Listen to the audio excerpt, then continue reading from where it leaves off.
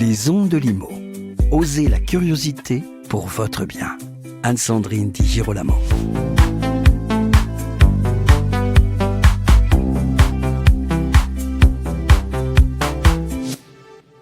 Nous retrouvons aujourd'hui Gilbert Chouchana et Antoine Ménard, les dirigeants de Recrutimo, que vous avez le plaisir de retrouver tous les mois sur les ondes de Limo pour un échange informel et sincère sur le métier d'agent immobilier. Aujourd'hui, ils posent la question de la compétence. Être un agent immobilier compétent aujourd'hui, qu'est-ce que cela veut dire ? Est-ce qu'il faut être compétent pour faire des ventes ?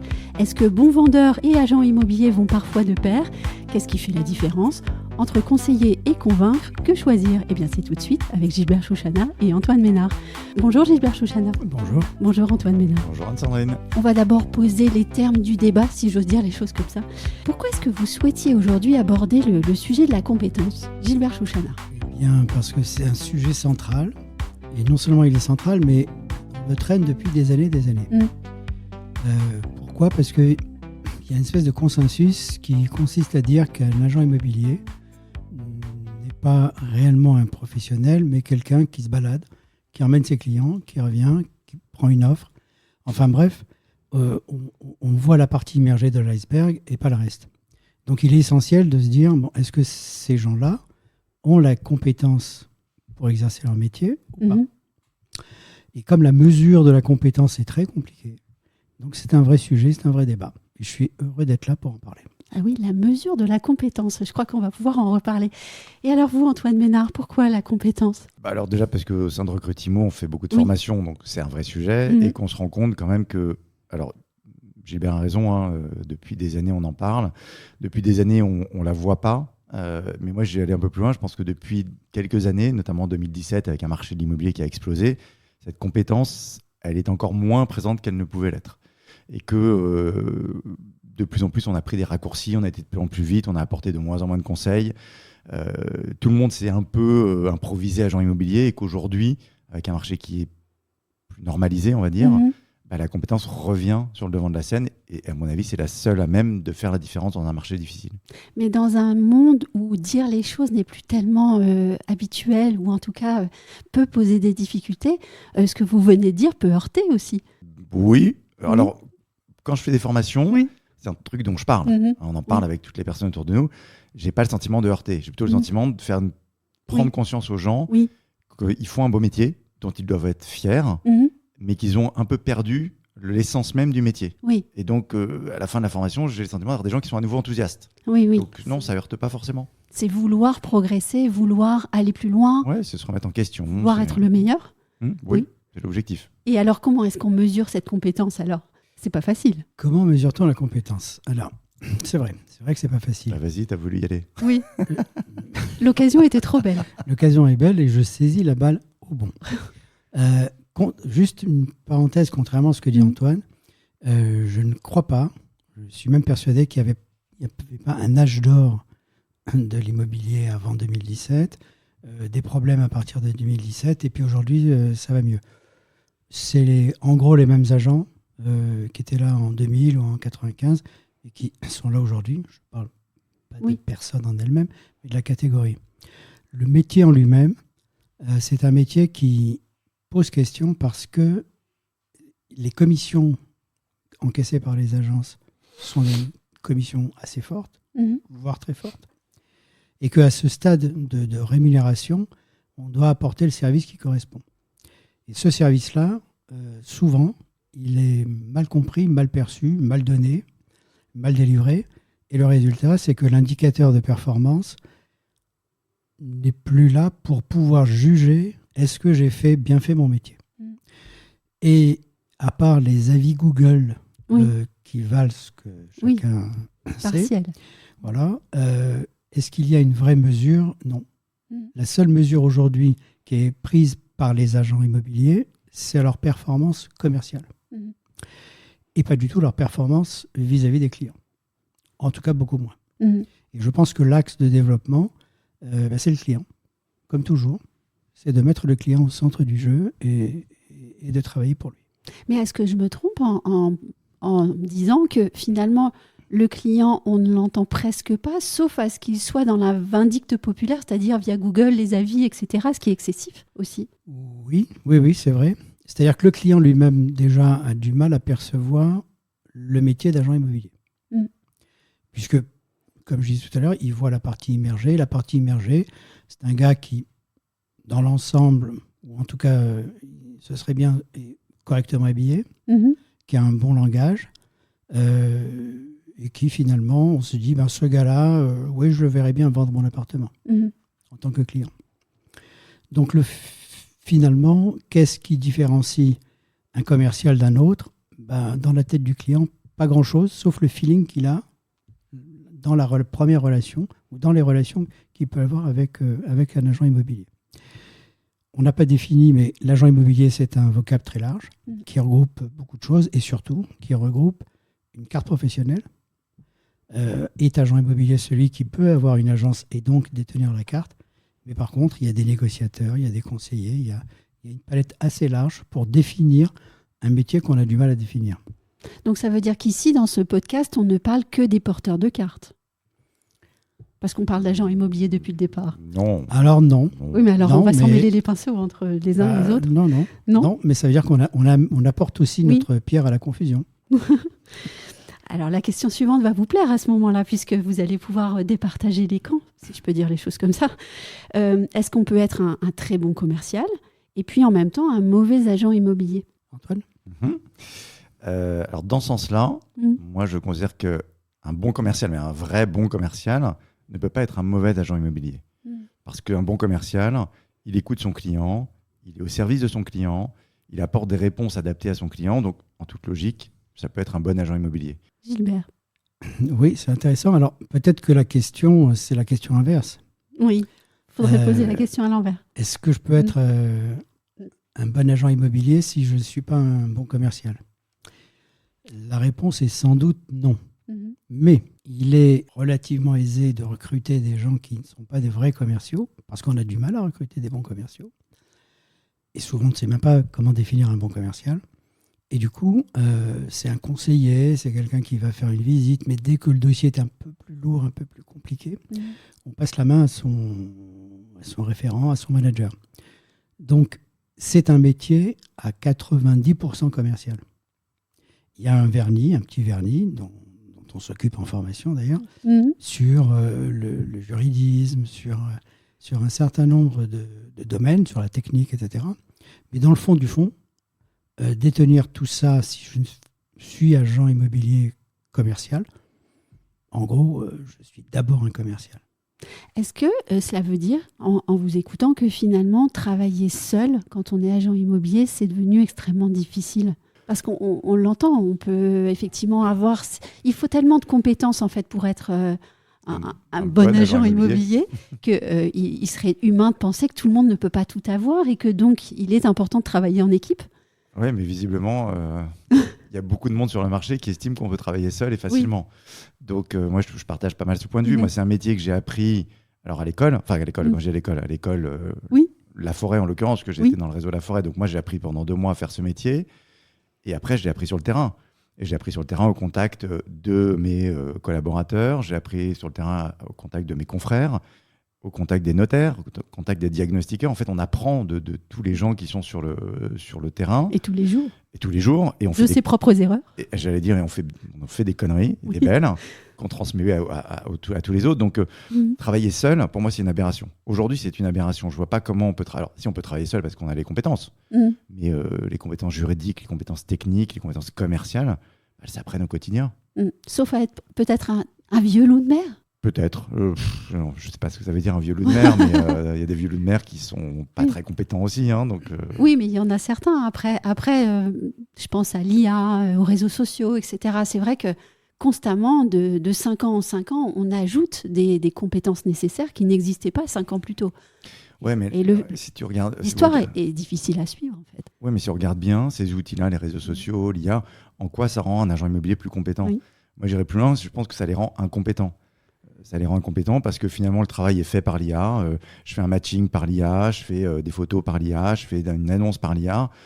Mais à quel moment, finalement, ça renforce la compétence de l'agent ? Je crois que c'est tout l'inverse. Je crois que plus on met d'outils, à disposition et moins l'agent immobilier en fait. Donc, moins il essaye de convaincre ses clients, moins il les relance, moins il écoute son client. Donc, moi, j'ai le sentiment que tous ces outils, ça devrait faciliter la vie de l'agent immobilier, mais je ne suis pas certain que ça le rende plus compétent. Je ne suis pas certaine que Gilbert soit d'accord avec ça. C'est vrai. Je commence à le connaître. Je suis même totalement en désaccord. Oui.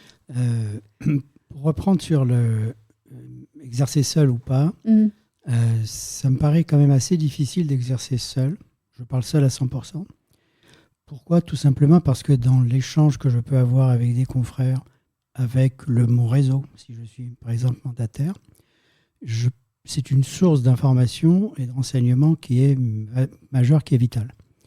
Et si je suis totalement seul, ça va transparaître auprès de mon client qui va considérer que je suis seul. Et quand on est seul, on fait peur. Au Moyen-Âge, on excluait les gens seuls du village parce qu'on les considérait comme fous parce qu'ils étaient seuls. Et aujourd'hui, on vit un peu une société comme ça. D'ailleurs, il y a les réseaux sociaux, etc.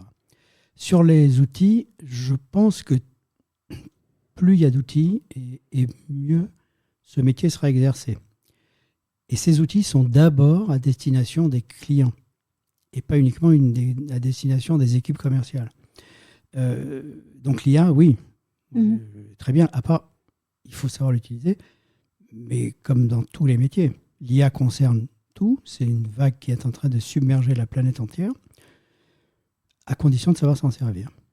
Et donc il y a des gens qui gagnent de l'argent en expliquant aux autres comment s'en servir. Alors qu'eux-mêmes, ils sont un petit peu novices en la matière, mais c'est pas grave, ils ont une petite longueur d'avance. Je vais continuer à m'amuser avec les mots de départ, incompétent en vente, incompétent. Enfin, ouais. La question est la suivante. Est-ce qu'il faut maintenant être compétent pour pouvoir faire des ventes quand on est agent immobilier ? Elle est perverse un peu, cette question. La question est très perverse. Est-ce qu'on peut faire une vente from scratch, enfin avec rien ? Oui. Oui. C'est le coup de chance, mais est-ce qu'il se répète ? Non. Alors, comment ça, non ? Non, c'est pas un coup de chance. Malheureusement, c'est pas un coup de chance. Non, mais c'est ce que je trouve moi dommage dans ce métier, c'est que je vais être un peu dur, mais aujourd'hui, le moindre Pékin qui arrive sur le marché, qui met une annonce sur Internet, dans l'absolu, il peut vendre. Il peut vendre, mais c'est pas de sa faute, tant mieux pour lui. Mais parce qu'à un moment donné, on a le client qui va le prendre pour X ou Y raison, parce qu'il lui a peut-être annoncé un prix trop cher, mais que finalement, il va le vendre parce qu'il va réduire un peu le prix. Et puis, finalement, la vente, qu'est-ce qu'on lui demande ? On lui dit, j'envoie au notaire tous les éléments, j'ai un acheteur, un vendeur, voilà les papiers. Voilà l'offre acceptée. Et puis, monsieur le notaire, débrouillez-vous. C'est pas aussi pour ça qu'on met tant de temps à signer maintenant une promesse chez le notaire. C'est que finalement, l'agent immobilier, pour partie d'entre eux, ne font plus les compromis en agence et puis laissent le notaire aller chercher tous les documents, la loi Allure, pour tout envoyer. Donc moi, je pense qu'aujourd'hui, je pense que c'est dommage, mais aujourd'hui, certaines personnes peuvent faire une vente facilement. Mais alors, est-ce qu'il faut finalement décrier tant que ça je pense aux plateformes, par exemple, parce qu'on les décrit beaucoup, ces plateformes, mais finalement, elles aident à la vente, même des incompétents. Les plateformes, lesquelles ? Les plateformes de mise en ligne des annonces. Des annonces. On les critique pas, Non. Non, beaucoup chez les agents immobiliers les critiquent. Chez les confrères, oui. Oui, beaucoup. À cause de leur politique tarifaire. Donc finalement, ça les aide. C'est indispensable. De toute façon, c'est le seul mode de communication. Enfin, c'est le mode de communication principal vers les acheteurs. Donc c'est nécessaire, mais c'est pas là le sujet. Le sujet, c'est de dire que effectivement. Alors. Mais si le sujet est là, parce que le prix étant soi-disant trop élevé, finalement, il a une certaine valeur ce prix puisqu'il aide à la vente. Oui. Je joue. Hein. Elle a raison. Elle a raison, c'est-à-dire que le prix est un élément important de la vente, mais ce n'est pas le seul. Et moi, quand j'avais mes agences, je disais souvent à mes collaborateurs, en fait, le prix, c'est sans doute la dernière chose à voir. Avant d'arriver au prix, il faut d'abord parler de tout ce qu'on met en place pour atteindre un objectif. Et le prix va s'insérer dans cet objectif-là. Souvent, quand on parle de chance, parce qu'il y a quand même un élément de chance, quand même, au début, qui est très dangereuse. Parce que un commercial, un agent immobilier, un négociateur qui bénéficie de cette chance, tant mieux, va se dire finalement, c'est un métier qui n'est pas difficile. Non, oui. Peut-être même que ce n'est pas un métier du tout. Il suffit d'être là au bon moment, au bon endroit. C'est l'effet grisant de la performance. C'est l'effet grisant. Et c'est le début de la fin. Oui. C'est pour ça qu'il y a un turnover qui est aussi important dans ce métier, parce qu'il y a la part de chance. Et cette part de chance, à mesurer, elle est très compliquée, puisque même les recruteurs, les managers, comptent aussi sur la part de chance. Oui. En disant, plus tu fais de visites, et plus tu as une chance d'avoir un client. Plus tu fais de la prospection, et plus tu as une chance d'avoir des mandats. Donc tout est une question finalement de chance. Même les réseaux de mandataires misent sur cette part de chance pour augmenter leurs troupes. Alors eux, ils misent totalement là-dessus, si je puis dire. Oui. On n'a rien contre les autres mandataires, ce sont nos amis. Non. Mais tout à fait. Non, mais là, on analyse les choses et comme je l'ai dit tout à l'heure, on parle de façon sincère et libre. Donc, Tout à fait. Alors moi, je pense que la chance, ça n'a rien à voir là-dedans. Mais, parce que la preuve, c'est que quand tu dis plus on prospecte, plus on a des chances de vendre, plus je relance, plus j'ai des chances de prendre un mandat, c'est pas de la chance, c'est du travail. Donc ça n'a rien à voir. Et c'est une vraie compétence, ce travail. Et oui, mais c'est ce qui permet de durer. C'est ce qui permet de durer. Oui, parce c'est pas une question de chance. Ceux qui se basent sur une première chance ne durent pas. Ça, c'est certain. Alors, c'est vrai. Maintenant, si on interroge 10 négociateurs, négociatrices, il y en a au moins 9 qui vont parler de la chance. Et qui vont dire, un tel, il a réussi, oui, mais c'est normal parce qu'il était là, le jour où le téléphone a sonné, il était là. C'est ce que j'allais dire, oui. Parce qu'en fait, il parle plutôt de malchance. C'est-à-dire que j'ai pas réussi parce que j'ai pas eu de chance. Parce que j'ai pas eu de chance. Alors, donc c'est toujours une bonne excuse. Mais par contre, quand ils font des ventes, c'est jamais de la chance. C'est toujours grâce à eux. C'est vrai. Oui. Très juste. Mais changer le mode de fonctionnement mental de toute une profession, je crois que vous n'y arriverez jamais de votre carrière. Parce que là... Non. Hein, non, tout simplement. On voit la communication sur les réseaux sociaux. Parce qu'en fait, les outils, quand on regarde de près, les outils sont toujours les mêmes. Oui. Ils n'ont pas changé. Moi, ça fait 25 ans que j'ai fait ce métier. Bon, maintenant, je ne le fais plus. On parlait de mandat simple et on parlait de mandat exclusif. 25 ans après, on parle de quoi ? De mandat simple et de mandat exclusif. Ce qui a changé entre les deux, c'est ce que vous mentionniez tout à l'heure, Anne-Sandrine, c'est tout ce qui est les techniques, tout ce qui est de l'innovation. Et cette innovation, en fait, elle est souvent uniquement une innovation digitale, pour la plupart. C'est pour ça que beaucoup d'intervenants se lancent dans le digital uniquement, et pas par l'agence immobilière, c'est-à-dire par payer un loyer, des assurances en responsabilité. J'aimerais qu'on parle maintenant des clients, parce que je suis souvent assez chagrinée que dans l'immobilier, on parle aussi peu des clients. Je ne sais pas d'où vient ce biais, mais je pense qu'on devrait lutter contre, parce qu'il est dommageable aussi dans cette volonté de servir le client, en fait. Comment est-ce que le client, lui, peut juger de la compétence d'un agent immobilier ? C'est un long silence que nous laisserons au montage. C'est ça. Oui. Il y a une façon... Alors, en fait, est-ce que vous trouvez normal que dans un métier qui est extrêmement nombreux, il y a beaucoup d'agences, il y a 30 000 ou 35 000 cartes d'agents immobiliers en France, qu'il n'y ait pas un seul vrai système de notation des intervenants, c'est-à-dire des agences immobilières ? Il n'y en a pas. J'ai cru pendant longtemps que c'était le projet secret, entre guillemets, de Meilleur Agent, mais en fait non, même pas. Donc, est-ce qu'il y a un TripAdvisor, par exemple, de l'agence immobilière ? Non. Donc, pour un client, envisager, je parle d'un client vendeur, ou un client acquéreur d'ailleurs aussi, envisager de s'intéresser à l'immobilier pour son bien à vendre ou pour rechercher un bien, c'est très, très compliqué. Et il se dit, mais je vais m'adresser à qui ? Et comment, et de quelle façon, etc., etc. Donc, comment il va juger la performance ? D'abord, s'il a vu sur des publications qu'il y a eu des ventes dans cette agence, c'est-à-dire s'il voit des panneaux vendus. Bon, donc c'est devenu un jeu. Oui. Je mets le panneau vendu, ça veut dire que je suis bon.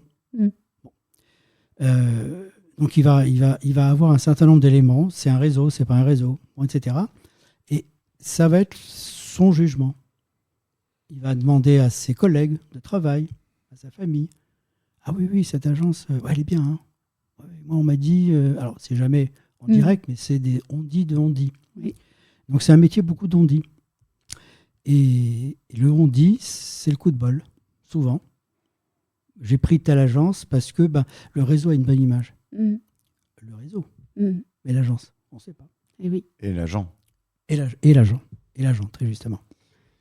Alors, pour compléter ce que tu dis, Parce que là, tu parles finalement comment je vais choisir déjà d'appeler une agence. On peut passer par tous ces éléments-là. Mais derrière, parce qu'on peut dire que le client n'est pas responsable de tout, mais le client il a sa responsabilité aussi dans la compétence ou l'incompétence des agences. C'est-à-dire que, Gilbert l'a dit, normalement, dans la méthode, dans une bonne méthode commerciale, on vend son service et on vend la qualité de son service et seulement après, on va parler du prix. Aujourd'hui, cette méthode commerciale, selon moi, elle est mal maîtrisée. Elle est mal maîtrisée et finalement, on se rend compte que les clients, pourquoi ils choisissent une agence ? Parce qu'elle leur donne le bon prix. Et le bon prix, c'est quoi ? C'est le prix qu'ils attendent. Et donc, finalement, ce n'est pas l'agence la plus compétente. Parce qu'en général, la plus compétente, c'est celle qui travaille le mieux son prix. Donc, il y a les éléments les plus concrets, les plus objectifs. Mais ce n'est pas forcément le prix qui plaît au client. C'est ce que j'allais dire. Et donc, le client, qu'est-ce qu'il fait ? Il choisit sur un prix. Et je suis désolé, autant vendeur qu'acheteur, pour le coup. Notamment vendeur, parce que l'acheteur, j'ai envie de vous dire, il fait des offres, il fait ce qu'il veut. Voilà, mais le vendeur qui va donner un mandat, va dire non, mais lui, il m'en donne 50 000 € de plus. Je dis, mais monsieur, c'est pas lui qui achète. C'est pas lui qui achète. Non, c'est même pas ça, c'est pas lui qui achète. Donc, il va rien vous donner du tout. Sauf que, il dit, si lui, il m'a dit que je pouvais, c'est lui que je vais prendre. Or, la plupart des temps, quand on a des prix qui sont surévalués, c'est pas un gage de compétence. Et donc là, le client a sa part de responsabilité. Alors, l'agent immobilier aussi, parce que notre rôle, ce qu'on dit souvent, le client nous perçoit mal, le client nous a une image pas très bonne de l'agent immobilier, le client considère qu'on fait rien, qu'on gagne beaucoup d'argent. Mais en réalité, déjà nous-mêmes, est-ce qu'on sait expliquer à notre client ce qu'on fait ?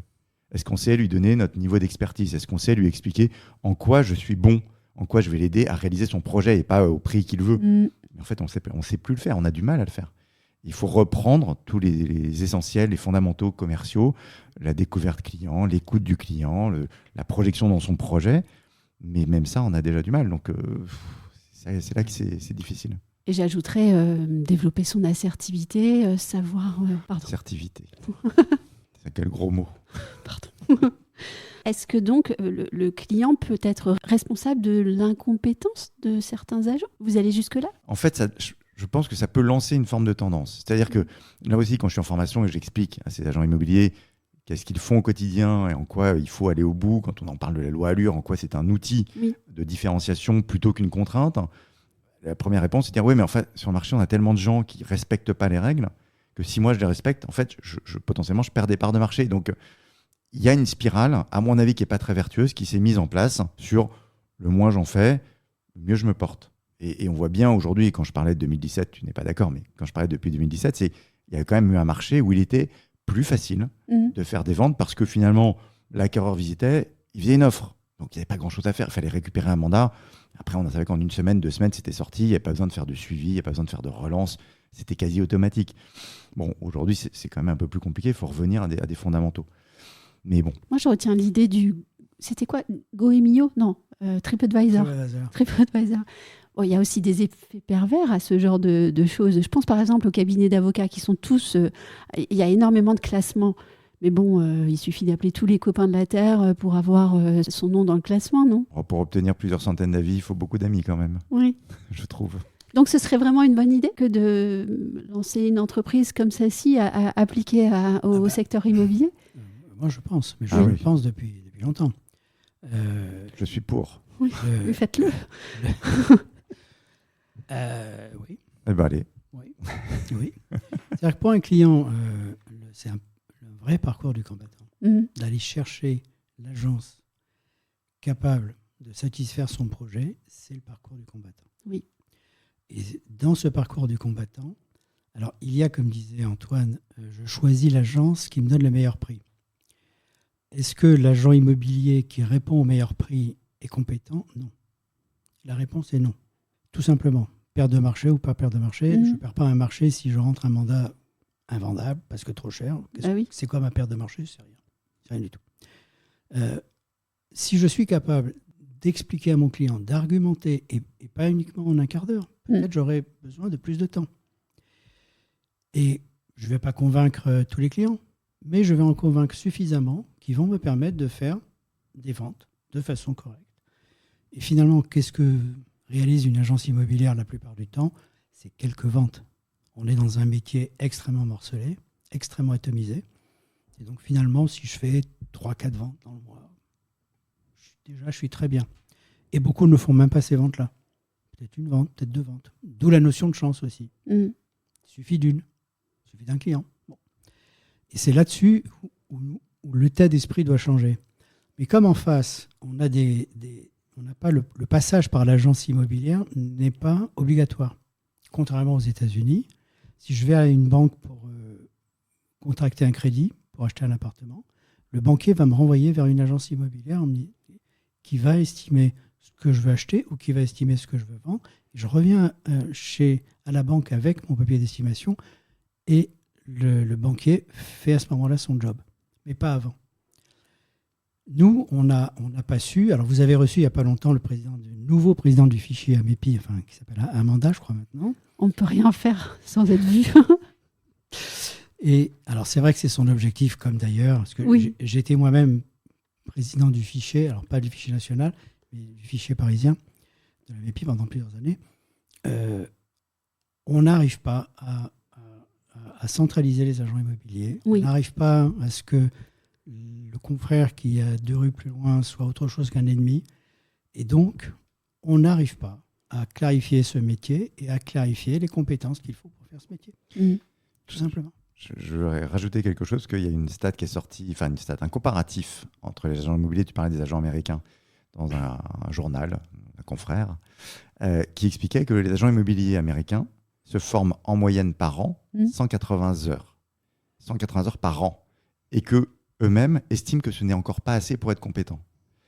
En France, on est à 14 heures par an et on estime que c'est déjà trop. Et on a les OPCO et tout ça, parce que ayant vécu aux États-Unis, je peux dire que tout ça, ça n'existe pas. Ils se forment en moyenne un mois entier par an qu'ils financent, et ils estiment que c'est pas assez pour être compétents pour faire correctement leur métier. Il y a aussi une question d'état d'esprit. En France, en fait, on ne valorise pas cette compétence. Donc on va dire que ça sert à rien. À partir du moment où on ne veut pas former ni ses collaborateurs ni soi-même, qu'on attend péniblement d'être à 3 ans et demander 42 heures, si possible, en e-learning, ça donne quand même l'ambition qu'on a pour notre métier. Moi, je trouve que c'est très révélateur de l'état d'esprit. Après, ce que je vais dire, c'est dit avec le sourire et le rire. On a tellement peur aux États-Unis du contentieux, en fait. Peut-être qu'ici, en France, on n'a pas encore assez peur des juges. Enfin bon. On va clore le sujet et je vais continuer ma maïotique autour du mot compétence, chose qu'on fait depuis tout à l'heure. Moi, ce que j'aimerais savoir, c'est est-ce qu'on n'a pas trop formé les agents immobiliers français à négocier, former ou formater, les agents immobiliers français à négocier plutôt qu'à conseiller? Alors moi, j'ai fait récemment une formation sur ce thème, conseiller, négocier, puisqu'on entend beaucoup le mot closing. Closing, ça fait chic. Ça fait chic. J'ai réussi à signer avec un client, tout simplement. Et en fait, dans la démarche que j'ai avec mon client, j'ai une partie qui est réservée à un job de conseiller. C'est-à-dire, j'explique, je convainc, je donne les informations nécessaires à la prise de décision. Et puis, il y a une partie qui va être plus réservée à la négociation, c'est-à-dire à la finalisation de mes actions avec le client. Et donc, on n'est jamais que conseiller, parce que dans ce cas-là, on ne réussit pas beaucoup. C'est un autre métier aussi. C'est un autre métier. Et on est aussi très rarement uniquement négociateur, puisque là, on est perçu comme un petit peu le mauvais commercial qui on jette par la porte, il rentre par la fenêtre. Voilà. Donc, il faut avoir les deux. Et pour avoir les deux, il faut beaucoup de formation, mais il faut aussi comprendre ce que c'est véritablement ce métier. Et c'est d'abord par là, pour moi, c'est la compréhension du métier. C'est quoi le métier que je pratique? Alors, pour une fois, je partage ton point de vue. Merci Antoine. Non, je suis complètement d'accord. Si on ne peut pas être ou l'un ou l'autre, si on veut bien faire ce métier, c'est les deux. Le conseil, c'est on va dire le point solide, les fondations du métier, parce qu'on ne peut pas faire ce métier sans conseil. Et la négociation, elle est indispensable parce qu'il faut bien signer un mandat, il faut bien signer une vente, il faut bien négocier entre un acheteur et un vendeur. Et ça fait partie de la compétence de l'agent immobilier. Et ça fait partie d'un conseil qu'on donne à nos clients. Parce que quelque part, on les accompagne dans cette partie-là. Pour moi, c'est une expertise de la négociation, mais qui fait partie de l'agent immobilier de la même façon que le conseil. Et c'est ce qui fait la beauté du métier, au fond, parce qu'on n'est pas obligé de choisir. Mais c'est un métier, honnêtement, il n'y a pas beaucoup de métiers en France qui soient aussi polyvalents. Parce que quand on regarde bien, parce qu'on n'en parle pas, mais c'est quoi la compétence d'un agent immobilier? On a dit c'est le conseil, on a dit que c'est la négociation, c'est le juridique, c'est l'urbanisme, c'est la copropriété, c'est le technique. C'est les gens. C'est l'humain. Non, mais je veux dire, dans quel métier aujourd'hui on doit avoir autant de compétences? Alors, évidemment, on ne doit pas être juriste en droit immobilier, on ne doit pas être notaire, on ne doit pas être technicien du bâtiment, mais on doit avoir des notions de tout. Il faut que les petites lumières s'allument, et finalement, pour que les lumières s'allument, il faut quand même une bonne base. Un peu de notion. Oui. Il faut un peu de notion. Et aujourd'hui, je pense que la mesure de ce métier, elle est plus suffisante. C'est-à-dire mais tu l'as dit, Gilbert, hein, on n'a pas conscience de la globalité de ce métier, et je trouve que les gens ne sont pas assez fiers de faire ce métier aujourd'hui. Oui. Si j'étais un peu polémique, légèrement polémique, pas ton genre. Je dirais, est-ce que c'est justement cette polyvalence qui fait que ce métier souvent est mal exercé ou avec des difficultés, parce qu'il est tellement, la palette est tellement large. Est-ce qu'on n'aurait pas intérêt à ce qu'elle se réduise et à spécialiser un petit peu les intervenants dans le métier ou dans les agences pour pouvoir dire je fais que ça et ça, mais je le fais bien. Alors qu'il y a plein de choses que je ne sais pas faire, mais que je suis obligé de faire parce que ça fait partie de mon métier. Ce qui veut dire que, pardon du jeu de mots, mais si on est trop bon à tout faire, on est bon à rien. Oui. Je suis pas à part quelques stars. Oui, c'est sûr. Non, moi je suis pas d'accord avec ça. Je suis pas du tout d'accord avec ça. Non, parce que comme vous l'avez dit, c'est des lumières qui s'allument. On ne demande pas d'être un professionnel du droit, on ne demande pas d'être un professionnel du bâtiment, on demande d'avoir effectivement des alertes et de se dire tiens, c'est quand même bizarre ces toilettes, on a quand même l'impression qu'ils ont été pris sur la copropriété. On s'interroge. Je vais quand même creuser, je vais regarder les plans de copro. C'est des choses qu'un agent immobilier doit maîtriser. Il doit au moins s'interroger. Donc, évidemment que ce n'est pas un notaire, ce n'est pas un juriste. Oui. Mais si on rate ça. Mais si je peux me permettre, quand on est syndic, on se rend compte qu'il y a de grosses différences entre les agents immobiliers en termes de compétences. Il suffit de penser au sujet du sani-broyeur dans la chambre de bonne. Et alors là, on voit qui est qui tout de suite. Oui. Tout à fait. Une dernière question, c'est vraiment la dernière. Qu'est-ce qui distingue selon vous un agent moyen d'un agent exceptionnel? En un mot, on peut... Vous pouvez. Allez, quelques minutes chacun. Non, moi, je n'ai pas pour des heures. Pour moi, c'est l'écoute. C'est l'écoute. Si un agent immobilier sait écouter son client, normalement, il doit réussir. Et vous, Gilbert? C'est l'écoute, oui. C'est vrai. Il a envie de réussir. Ah oui, parce que j'allais me dire, si vous me dites tous les deux l'écoute, c'est un peu plat pour terminer la chose. Plat. Mais l'envie de réussir, c'est chouette. Alors, moi, si tu veux, je vais te faire mon credo habituel. Oui. J'ai toujours dit que pour être un bon agent immobilier, il faut une tête bien faite. On l'a dit, pour que ça s'allume. Il faut une puissance de travail importante, donc ça rejoint ce que tu disais. Et puis, il faut avoir l'écoute, un bon contact humain. Il faut aimer le relationnel. Et j'ajouterais ce qu'a sous-entendu tout à l'heure Gilbert, il faut avoir l'air de quelque chose, quoi. Oui, alors moi, alors oui, il faut du soin. Un minimum de soin, mais j'ai envie de vous dire que non, on peut être un très bon agent immobilier et pas forcément avoir eu l'éducation, la façon de s'habiller, et pour autant être bon. Donc, moi, j'avais des négociateurs, des fois, qui avaient un vocabulaire franchement pas adapté, mais il était bon. Et il était bon parce qu'il était dans le conseil, il était dans l'écoute, il accompagnait ses clients, et ses clients revenaient d'année en année. Donc, moi, j'aime pas trop ce côté-là. Je trouve que c'est pour le coup peut-être très parisien, mais je crois qu'on peut être un très bon agent immobilier même si on n'a pas ce genre de choses. Et après, si on a une bonne écoute, on est capable d'apprendre. Oui, même dans ce monde fait de marketing, quand même. Ouais. Moi, je dis que je crois. Mais... Moi, dans mes précédentes agences, j'offrais le dressing 2 fois par an à toutes les équipes. Pas l'uniforme, on a dit Non, bien sûr, pas l'uniforme. Non, chacun allait choisir ce qu'il voulait. Oui. Donc, il y avait la séance garçon et la séance fille. Parce que j'en avais marre. J'en avais marre des guenilles, des jeans baggy, des chaussures pas lacées, enfin, des t-shirts, etc. J'en avais marre. Et si je m'adresse à un client à qui je vais prétendre avoir 10, 15, 20 000, voire plus, euros d'honoraires, de commission, je ne peux pas le faire si je ressemble à rien. Bon, là, j'ai fait une très très belle digression, loin de la compétence, je vous prie de m'en pardonner. Mais c'est une compétence. Oui. Merci beaucoup Gilbert et Antoine. C'était comme toujours très sympathique, mais je dirais même aujourd'hui que c'était rafraîchissant de vous entendre. Merci Anne-Sandrine.